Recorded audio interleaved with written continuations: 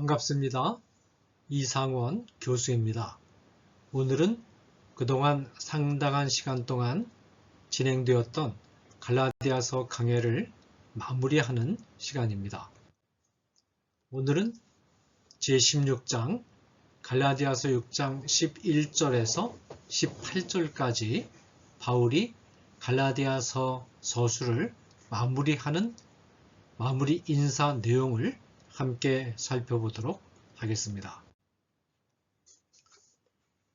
1장 6절에서 시작되어서 5장 12절까지 길게 계속된 바른 복음을 위한 강력한 논증과 5장 13절에서 6장 10절까지 전개된 그리스도인의 삶의 특징에 관한 논증이 모두 마무리되었습니다. 이제는 마지막 인사말로 서신을 끝내야 하는 시점이 되었습니다. 그런데 갈라디아서에서는 다른 서신들의 경우와는 조금 다르게 마무리 인사말도 단순한 인사말로만 끝나지 않고 바른 복음의 변증을 요약하고 다짐하는 내용이 상당히 중요한 비중을 차지합니다.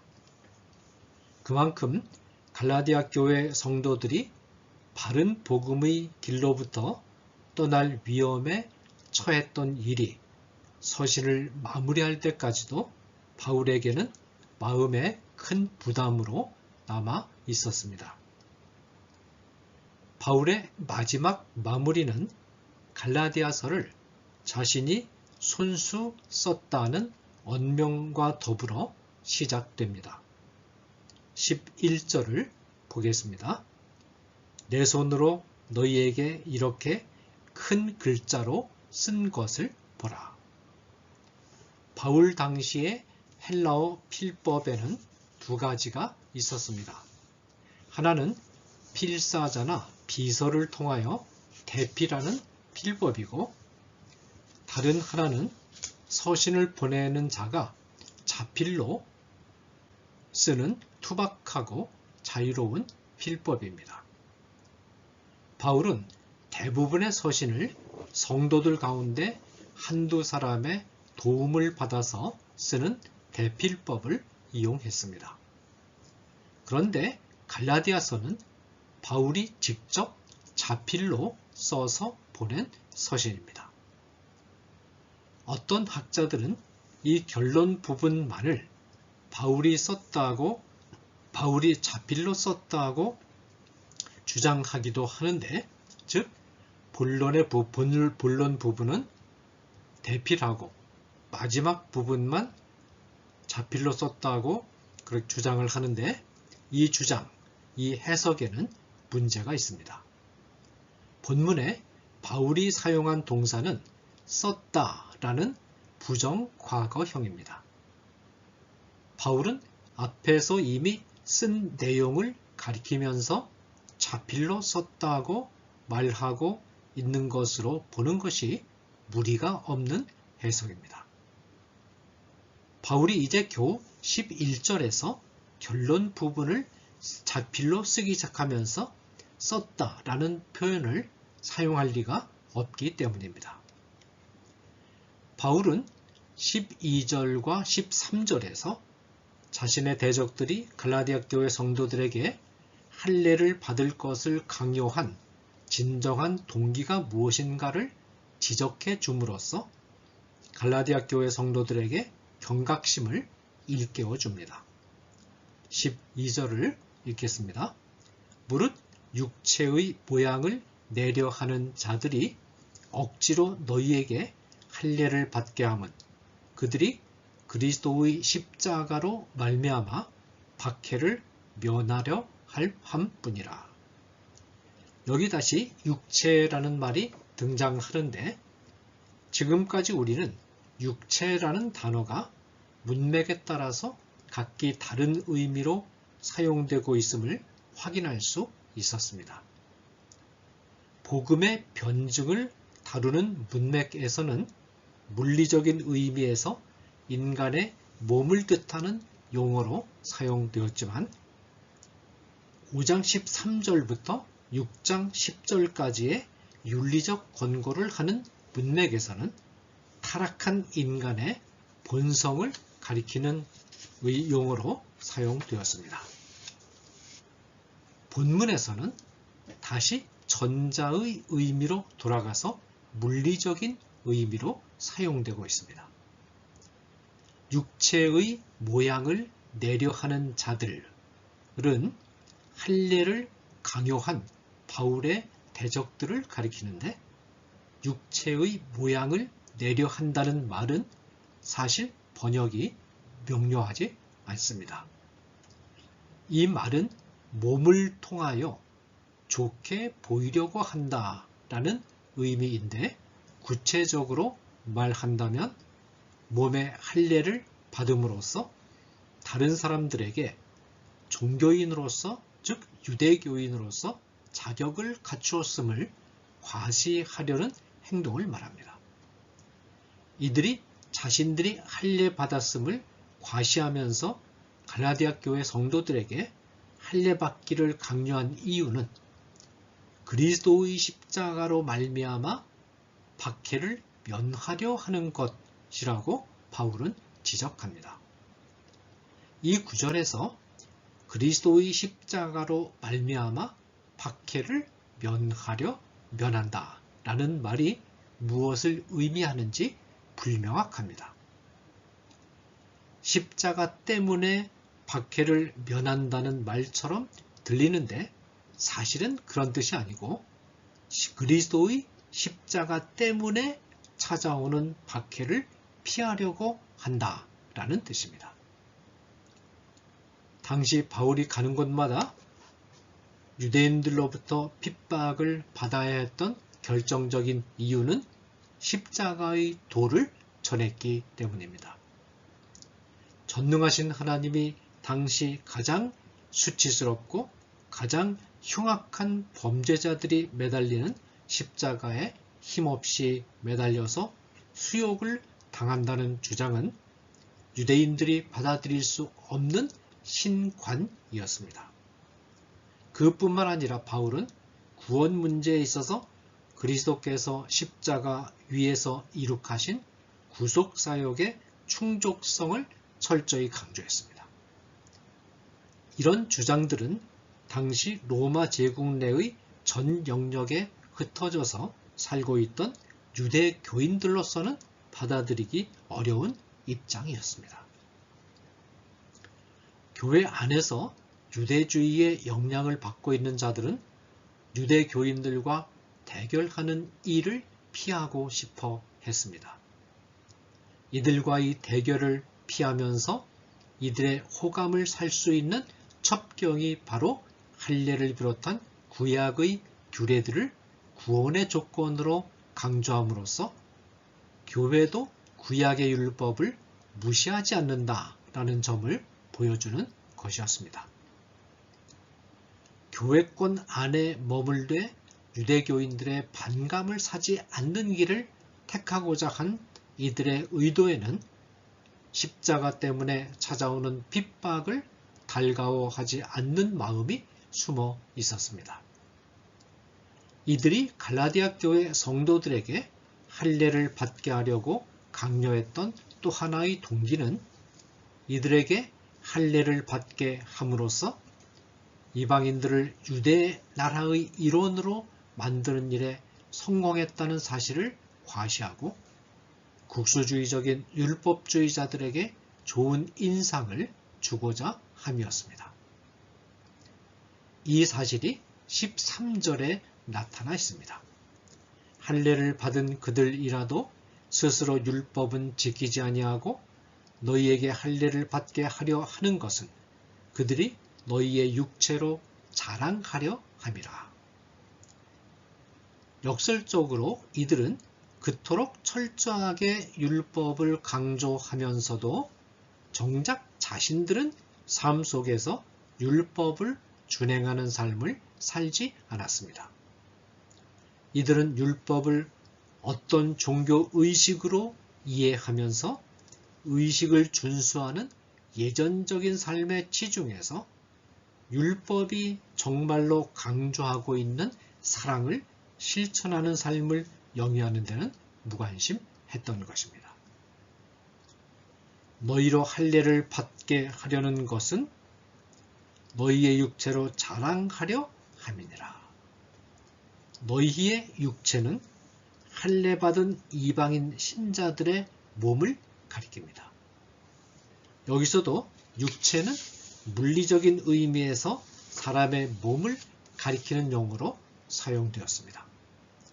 이들은 할례 받은 이방인 신자들의 몸을 보여주면서 자신들이 유대교에 얼마나 충성했는가를 자랑하고 싶어 했던 것입니다.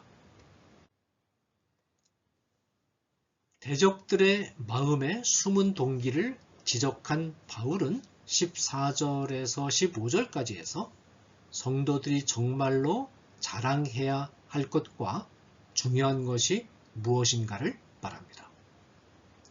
그러나 내게는 우리 주 예수 그리스도의 십자가 외에 결코 자랑할 것이 없으니 그리스도로 말미암아 세상이 나를 대하여 십자가에 못 박히고 내가 또한 세상을 대하여 그러하니라. 할례나 무할례나 아무것도 아니로되 오직 새로 지으심을 받는 것만이 중요하니라. 십자가의 도가 유대인에게는 거리끼는 것이요 헬라인에게는 미련한 것이었지만 고린도전서 1장 23절 십자가는 일관성 있게 바울 설교의 핵심 주제였습니다. 그리스도의 십자가는 모든 형태의 율법주의에 대하여 종언을 선고합니다. 바울은 세상과 자기와의 관계를 세상이 자기에 대하여 십자가에 못 박히고 자기는 세상에 대하여 십자가에 못 박힌 관계라고 말합니다. 십자가에 못 박혔다는 말은 철저한 관계의 단절 또는 영역의 이동을 의미합니다. 바울은 세상과 완전히 관계를 단절했습니다. 이 말은 모든 성도는 세상과 철저하게 관계를 단절한 신분에 있음을 뜻합니다. 그러나 이 말은 바울이나 성도들이 물리적인 세상 또는 인류 세계 또는 사회와의 관계를 단절했다는 말은 아닙니다.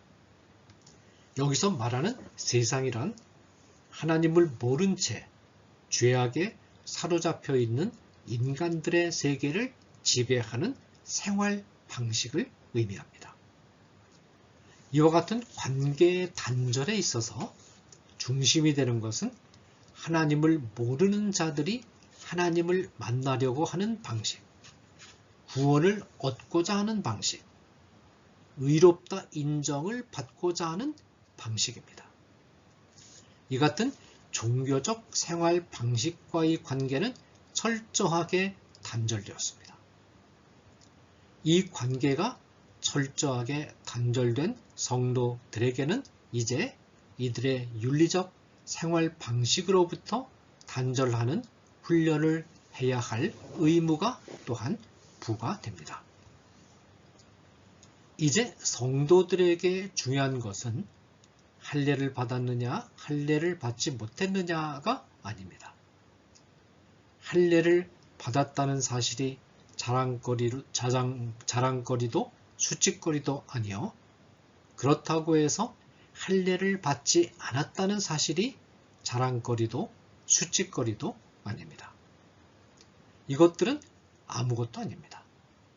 중요한 것은 성도들은 성령에 의해서 새롭게 거듭난 새 사람이라는 사실입니다.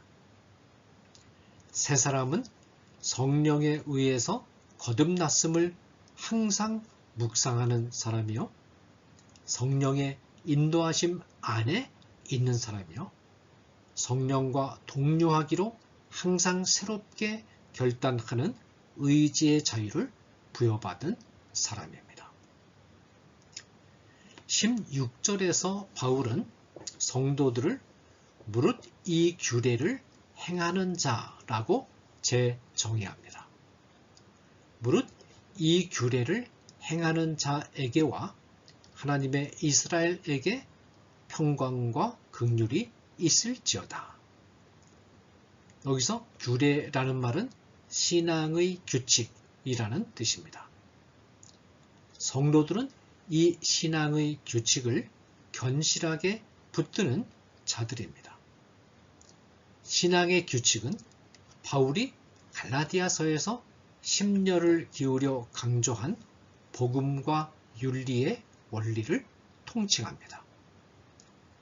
오직 그리스도를 믿음을 통해서만 의롭다는 인정을 받는다는 것, 이처럼 값없이 오직 은혜로 의롭다는 인정을 받은 성도들은 이제 성령과 함께하는 삶을 살아야 한다는 것, 성령과 함께하는 삶이란 자기 중심성을 극복하고 이웃을 배려하는 삶, 곧 선행을 하는 것이라는 등의 내용을 담고 있는 것이 바로 신앙의 규칙입니다.